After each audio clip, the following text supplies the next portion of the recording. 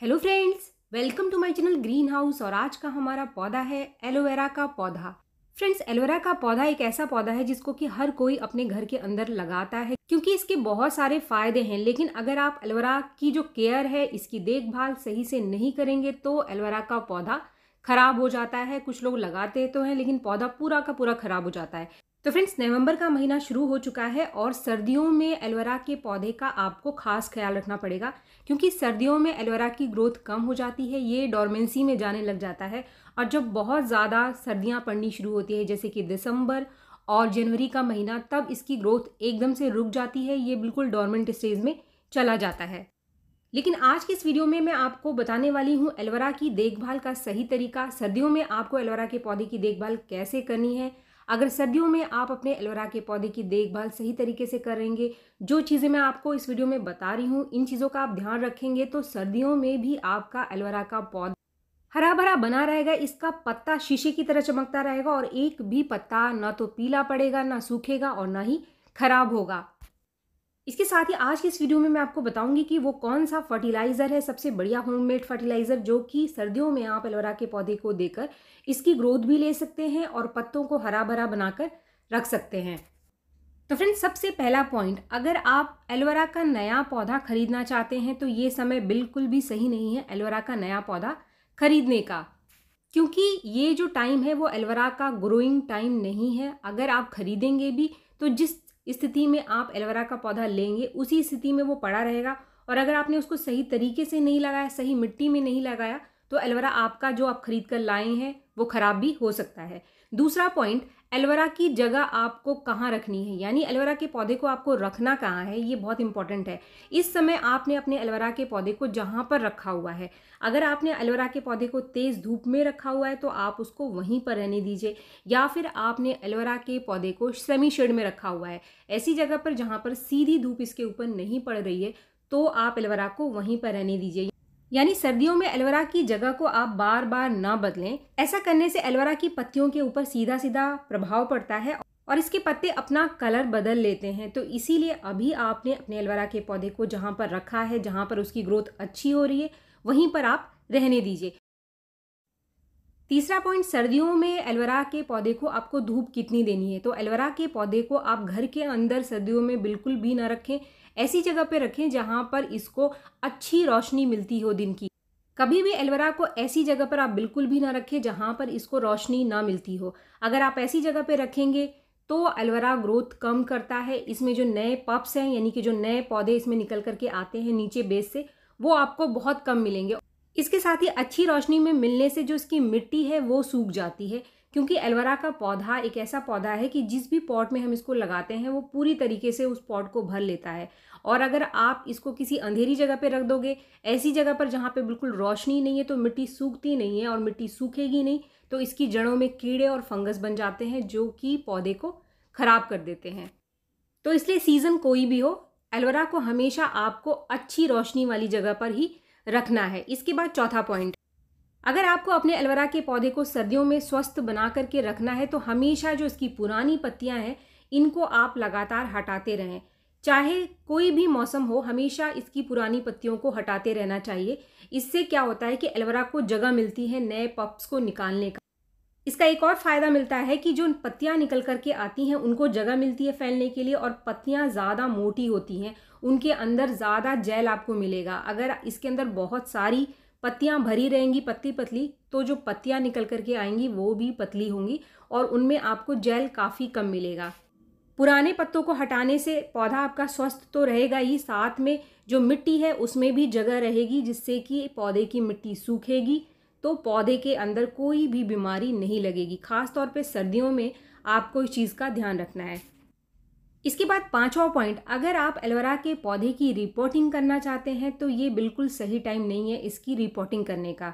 अगर आपका एलोवेरा का पौधा किसी छोटे गमले में लगा हुआ है और पूरा का पूरा भर गया है तो आप उसे बड़े गमले में शिफ्ट कर सकते हैं, लेकिन आप इसकी जड़ों को ज़्यादा नुकसान न पहुँचाएँ और ना ही आप इसका रूट बॉल तोड़ें। रूट बॉल यानी जिस भी मिट्टी में पूरा गुच्छा बना हुआ है, जाल बना हुआ है जड़ों का, उसको आप ज़्यादा काटें ना, ज़्यादा डिस्टर्ब ना करें।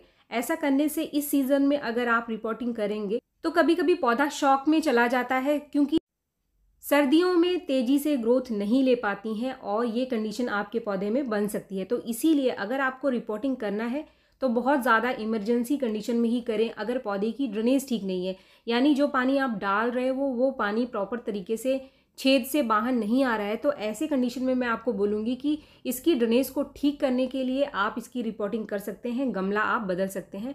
लेकिन अगर ज़रूरत ना हो तो सर्दियों में एलोवेरा के पौधे की रिपोर्टिंग ना करें, एक छोटे गमले से बड़े गमले में इसकी शिफ्टिंग ना करें। इसके बाद जो छठा पॉइंट है वो है इसकी वाटरिंग। तो वाटरिंग का विशेष रूप से आपको ध्यान रखना है, क्योंकि एक यही वजह है जिसकी वजह से एलोवेरा हमारा ख़राब होता है सर्दियों में। जब भी इसकी मिट्टी सूख जाए, आप चाहे हफ्ते में आपको पानी देना पड़े तभी आपको पानी देना है, रोज़ पानी देने की ज़रूरत नहीं है, बार बार पानी देने की ज़रूरत नहीं है। ऐसा करने से जो इसकी पत्तियां हैं वो ढीली पड़ जाएंगी, क्योंकि ये ज़रूरत से ज़्यादा पानी को अपने अंदर सोख लेगा। या फिर ज़्यादा अगर बार बार आप पानी देंगे तो इसकी मिट्टी में फंगस लग जाएगा, कीड़ा लग जाएगा और आपका पौधा पूरा का पूरा खराब हो जाएगा। अगर पत्तियां आपको ढीली पड़ती हुई दिखाई दें या पत्तों के ऊपर किसी भी तरीके के आपको धब्बे दिखाई दे गोल गोल, तो इसका मतलब आपके पौधे की मिट्टी में कीड़ा या फिर फंगस लग रहा है। आपको बिल्कुल अलर्ट हो जाना है और पहले मिट्टी को अच्छे से सूखने देना है। जब मिट्टी अच्छे से सूख जाए तभी आप इसको पानी दो। बहुत ज़्यादा बार बार एलोवेरा को सर्दियों में आप पानी कभी भी ना दें। इसके बाद जो सातवां पॉइंट है कि अगर आप एलोवेरा के छोटे पप यानी कि जो छोटे पौधे इसके निकल करके आते हैं उनको आप निकाल करके किसी छोटे गमले में शिफ्ट करना चाहते हैं, तो ये काम भी अभी आप ना करें। आपके जो पौधे छोटे छोटे जहाँ पर लगे हुए हैं उनको आप वहीं पे रहने दो, और जैसे ही मार्च का महीना आएगा तो सबसे बढ़िया टाइम है, उस समय आप इनकी रिपोर्टिंग कर सकते हैं। इसके साथ एक बोनस पॉइंट, पौधे की ड्रेनेज का आप खास तौर पे ध्यान रखें। जब भी आप पानी डालते हैं तो छेद में से पानी निकलता, वरना नीचे पॉट के पानी रुका रहेगा जो कि आगे जाकर आपके पौधे को खराब कर सकता है। इसके बाद आ जाते हैं हम इसके फर्टिलाइज़र के ऊपर, जो कि हमारा आखिरी पॉइंट है। तो फ्रेंड्स, जो एलोवेरा का पौधा है इसको बहुत ज़्यादा खाद की ज़रूरत नहीं होती है, लेकिन फिर भी इसकी ग्रोथ के लिए जो मिनिमम चीज़ें चाहिए, जो कम से कम फर्टिलाइज़र चाहिए, उसकी जानकारी आज की इस वीडियो में आपको दे रही हूँ। फ्रेंड्स, एलोवेरा के पौधे में सर्दियों में आपको बार बार खाद नहीं देना है, इस चीज़ का आप ध्यान रखें। अगर आप बार बार रिपीटेड फर्टिलाइज़र इसको देंगे तो सर्दियों में आपका एलोवेरा का पौधा खराब हो सकता है। महीने में सिर्फ एक बार इसको आप कोई खाद दे दो। और आज की इस वीडियो में मैं आपके साथ जो फर्टिलाइज़र शेयर कर रही हूँ एक बहुत ही बढ़िया होममेड फर्टिलाइज़र है, जिसको कि आप आसानी से घर पे बनाकर एलोवेरा के पौधे को इस समय सर्दियों में अगर देंगे तो आपका पौधा स्वस्थ रहेगा, इसके पत्ते हरे भरे बने रहेंगे। लेकिन सही तरीके से देना बहुत ज़रूरी है, और खाद के अलावा इसकी देखभाल खाद से भी ज़्यादा इम्पॉर्टेंट है। अगर आप देखभाल अच्छी करेंगे और खाद कम से कम देंगे तब भी एलोवेरा ग्रोथ करता रहता है और नए पप्स निकालता रहता है। तो फ्रेंड्स, अगर आपका एलोवेरा का पौधा बिल्कुल भी ग्रोथ नहीं कर रहा है, इसके पत्ते एकदम से खराब हो चुके हैं, पीले पड़ रहे हैं, तो कौन सा वो फर्टिलाइज़र है जो कि इसकी ग्रोथ को वापस करेगा और इसके पत्तों को हरा भरा और चमकदार बनाएगा? तो फ्रेंड्स, इस फर्टिलाइज़र को बनाने के लिए यहाँ पर जो चीज़ मैंने ली है ये है आधा चम्मच सरसों का पाउडर। सरसों आपके घर के किचन में ज़रूर होगा। सरसों का जो पाउडर है ये वही काम करता है जो सरसों की खली करती है। सरसों के पाउडर को सही तरीके से आपको इस्तेमाल करना है, वरना अगर आप ज़्यादा इस्तेमाल करेंगे और सही तरीके से इस्तेमाल नहीं करेंगे तो ये पौधे को ख़राब भी कर सकता है। सरसों का पाउडर बनाने के लिए आपको चाहिए सरसों साबुत। ये सरसों आप काली वाली सरसों भी ले सकते हैं और आप पीले रंग की जो सरसों आती है उसका इस्तेमाल भी कर सकते हैं। इसमें बहुत अच्छी मात्रा में नाइट्रोजन पाया जाता है और भी जितने माइक्रो न्यूट्रिएंट्स हैं वो सभी के सभी इससे हमारे पौधे को मिल जाते हैं। इसको बनाने के लिए आपको किसी भी ग्राइंडर मिक्सचर में इसको पीस करके इस तरीके से इसका पाउडर बना लेना है, और 1-2 दिन इस पाउडर को आप धूप में रख दो ताकि ये अच्छे से सूख जाए। इसके बाद आपको इसका इस्तेमाल करना है।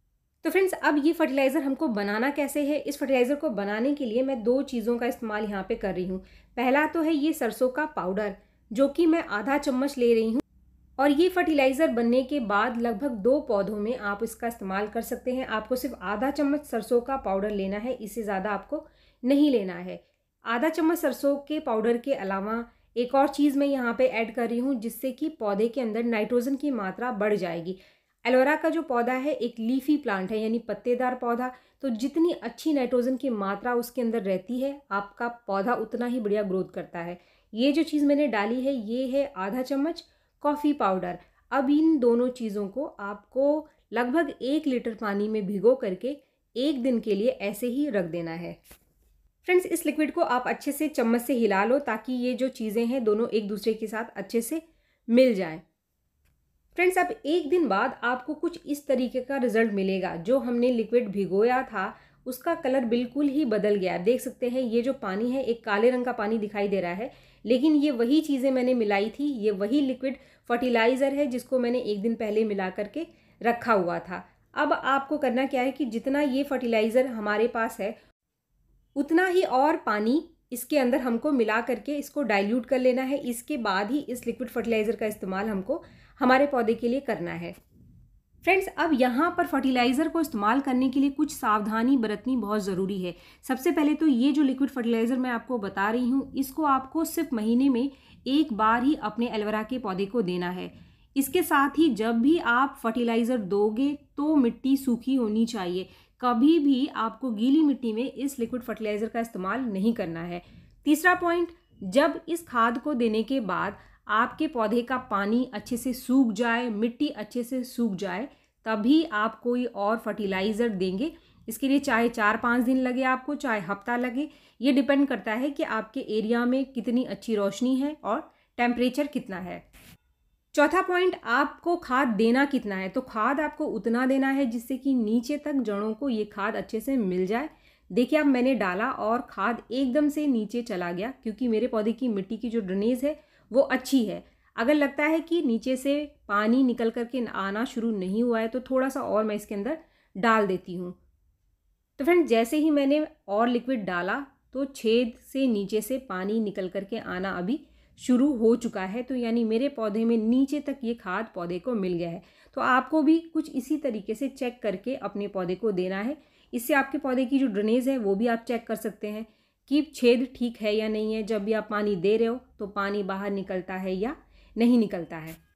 तो फ्रेंड्स, आप इन चीज़ों का ध्यान रखिए। सर्दियों में भी आपका एलोवेरा का पौधा ग्रोथ भी करेगा और हरा भरा बना रहेगा और एक भी पत्ता खराब नहीं होगा। तो फ्रेंड्स, वीडियो अगर आपको पसंद आया तो एक लाइक ज़रूर करें और मेरे चैनल को आपने अब तक सब्सक्राइब नहीं किया है तो मेरे चैनल को सब्सक्राइब भी ज़रूर कर लें। मिलते हैं मेरे नेक्स्ट वीडियो में, तब तक के लिए थैंक यू।